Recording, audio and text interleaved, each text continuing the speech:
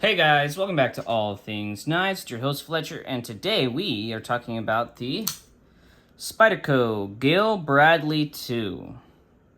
Use this guy as part of a M4 carry. I've carried it before then, not so much after as I've been carrying S90V, but I figured it'd be a perfect time to do a review about this bad boy.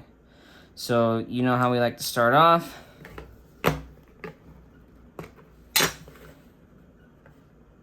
I like to get weight first. All right.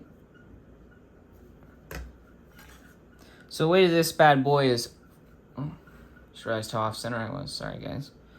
4.4 ounces, okay? Or 4.41 if you really want to round up. And then in grams, that is going to be 124.9, or twice the weight of a Spyderco lightweight.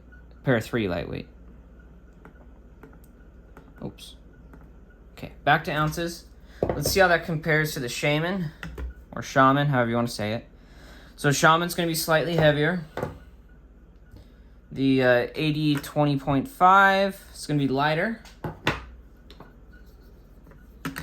940 Osborne and aluminum is going to be lighter. The PM2 is going to be lighter. I mean, Delica's definitely going to be lighter. Yeah. Same thing with your Sage 5, I bet. And if I had to guess, even the Endura is going to be lighter. Yep. The Gayle Bradley might be the heaviest thing on this table, besides me. Yep. Wait, at 4.4. Oh, no, the Shaman is, I'm pretty sure. Shaman is the heaviest. So if you don't mind the weight of the Shaman, you won't mind the weight of the Gayle Bradley. All right, let's get into measurements. I do have the deep carry clip on this guy.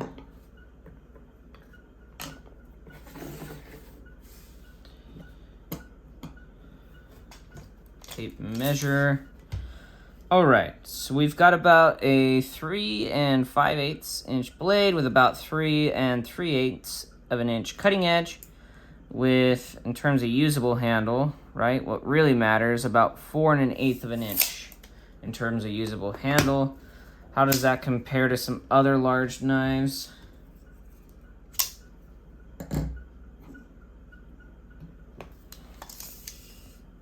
So more cutting edge than the Spyderco. It's going to have a longer blade overall. In terms of usable handle, PM2, you're talking in terms of usable handle about 3 5/8. If you're not counting where this area loops back, just that part of the handle. If you're counting the choil, 4 1/2. If you're counting this guy, 4 1/8. So actually rather similar, although if you use the choil edge to the PM2. Shaman, 4 inches of usable handle. With the choil, you're talking 4 7/8. In terms of cutting edge, Shaman's 3 inches. Overall blade length, still 3 5/8. So this guy was 3 5/8. So Shaman has the same blade length as the Gayle Bradley. In terms of how they fold up, though, compared to these other large knives, actually rather well. I mean, compared to that, actually very similar to the PM2. Okay. Put these two off to the side.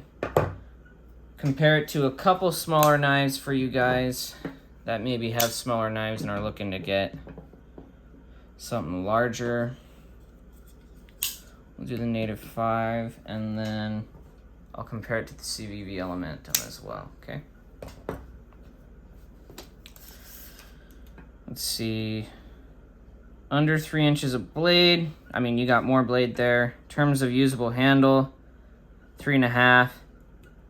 This has 4 1/8. So if you want a larger handle, let's see, blade, 3 inches. So less cutting edge than the Bradley. Without the little choil, 3 1/2. With the choil, 4 1/2. So if you like with the choil, you like the Gayle Bradley. 3 inch blade, usable handle, 3 5/8. Oh, sorry, 3 1/2. With the choil, you're talking 4 3/8. Okay.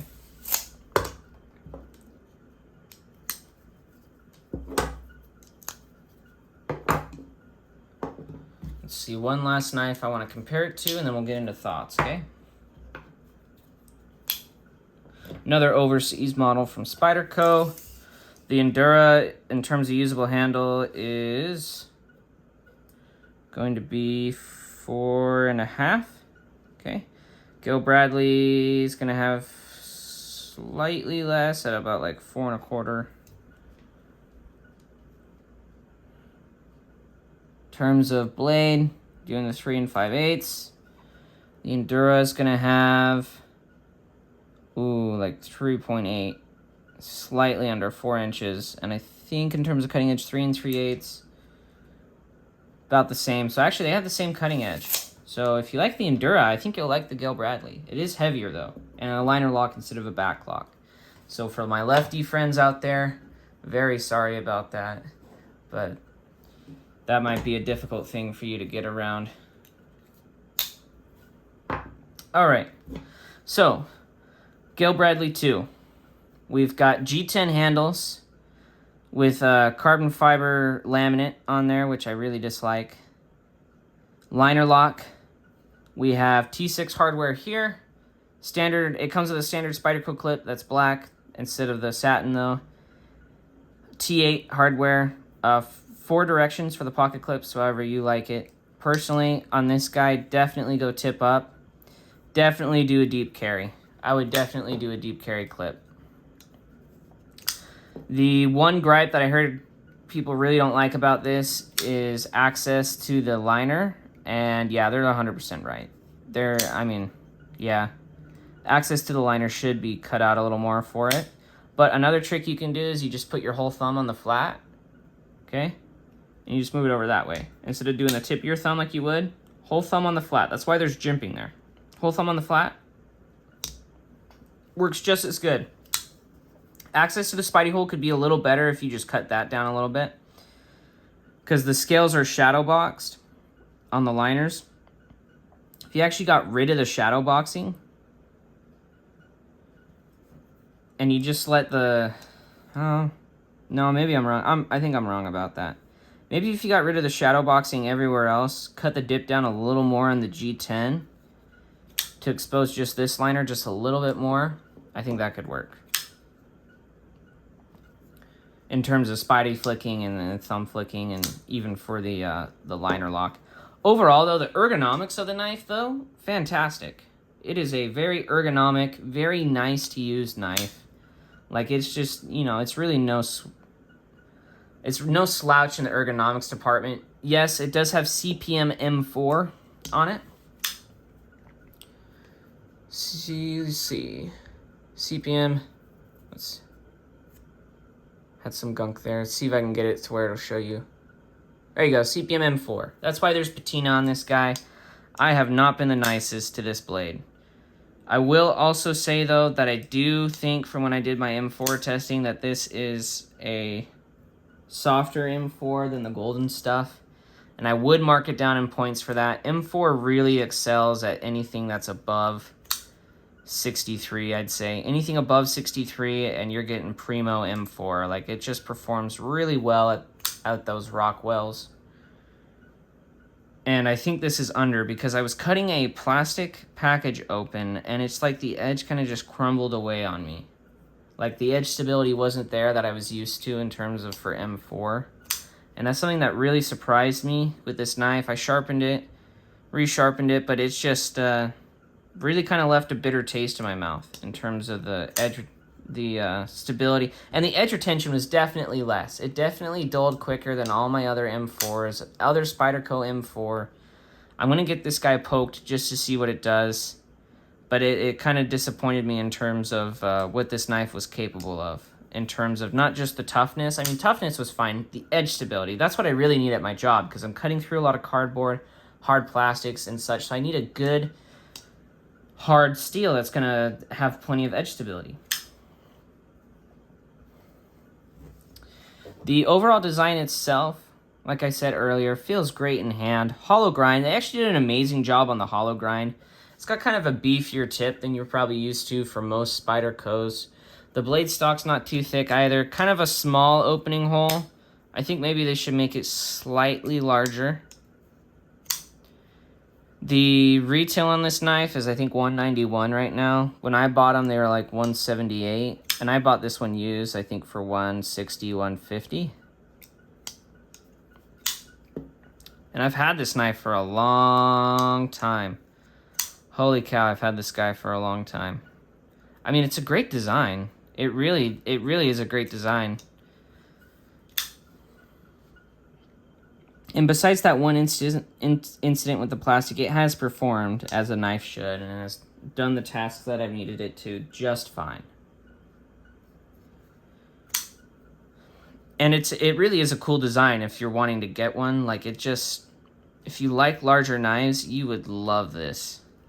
It really is it's a knife that feels beefy in your hands, but then again, it is also a great design as well. Like, it's balanced well, even though it's heavier. It feels good in the hand, solid. Like, I don't think this knife is, even though it's a liner lock, I don't think it's going to be falling apart on me anytime soon. It's just one of those designs that Spyderco has discontinued and then brought back, discontinued and brought back. And if you are interested in the design, get one, 100%. Like, it's a solid design. I just think the execution in terms of the materials could have been a little better. I saw one that was tested at 60.5, which for M4 is unacceptable, to be honest. It's unacceptable in terms of a hardness. It should be ran harder. The Sages, I think we're testing at 63 plus, which is right where it should have been. So why do they have such a hard time on these and not on the Sages? You know, similar actually thickness. It's just that's a longer blade with a hollow grind. That's really my only gripe on the knife, are those two things. Otherwise, it's great. And you know what? Just don't put the carbon fiber laminate. Just do G10 and take $10 off. Don't put the laminate on there and then charge me an extra $10 for laminate. It looks cheap and it doesn't feel quite like G10. That's how I feel about that. Otherwise, yes, the knife performed and cut actually really well. In terms of a larger knife, yes, I still like it because the ergonomics and the lines are spectacular. And I'm just going to keep sharpening it, and maybe I'll get into maybe some better steel, but I put quite a few edges on this guy before I stopped carrying it. So I think I did like 5 or 6 on this guy. But yeah, I was slightly disappointed in the steel. There's a few things they could do to tweak the design just slightly, give a little more access to there in the thumb, to Spidey flick and such. But I will say, probably my favorite liner lock I have. Like, it's just, the action's great. I don't know. It just is one of those knives that when you feel it in hand, you just really like it. So it's a great design. Great design. I am curious how with the softer M4, I wonder how a regrind would do on this guy. Probably not as well as my other tool steels that are harder. But major question, would I recommend this to someone, right? And would I buy another one? Would I buy another one? Probably not. Like, it's a design I could live without. I like the design. I just think it's one that I could probably live without. And would I recommend it to someone? Now, would I recommend it to someone new? No. Would I recommend it to a knife guy? Yeah, I think this is one of those designs that you absolutely have to try. It's one of those things that kind of gives you some perspective into knife design, and kind of, the handle on it is brilliantly designed. The handle on this thing is brilliant. It's phenomenal. You can choke up and very comfortable. You can choke back. You got that palm swell. It's perfect, basically a perfect knife handle, in my opinion. Like, it's a well-designed knife handle. And it's also a lesson, I would say, in terms of some things you should switch on a knife. Like on just about all the Spyderco models, maybe the Shaman, but the Shaman has a larger hole. You know, like, oh, maybe that would probably demonstrate it better. The Shaman has a larger hole, as you can see. Now, would I recommend this to the knife enthusiast? Yes. New person? No. Definitely someone who knows how to sharpen M4, knows how to take care of it, because mine, I left in my case, and then that happened, and then the rest of this patina is just kind of, you know, picked up over time. But for a knife enthusiast or someone who knows how to take care of their knives, who wants like a good hard use knife, go for it. Get this Gayle Bradley, because it is tough. It just doesn't have good edge stability. So in terms of toughness, yes, it does have toughness, and it did drop back a little bit after that incident. It just kind of left a sour taste in my mouth, to be honest, in terms of the heat treatment of the steel. I will say, though, everything else on this knife is awesome. Definitely do a deep carry clip. Yeah, you shouldn't have to, but it's better ergos with it. 100% better ergos, and it carries better. So I have tried the original stock clip, didn't like it that much. But I think with a deep carry clip, and once you get used to some of the quirks about this knife, I think it'll easily be a knife that you really like, and yes, will be a hard use knife because of the toughness factor on it.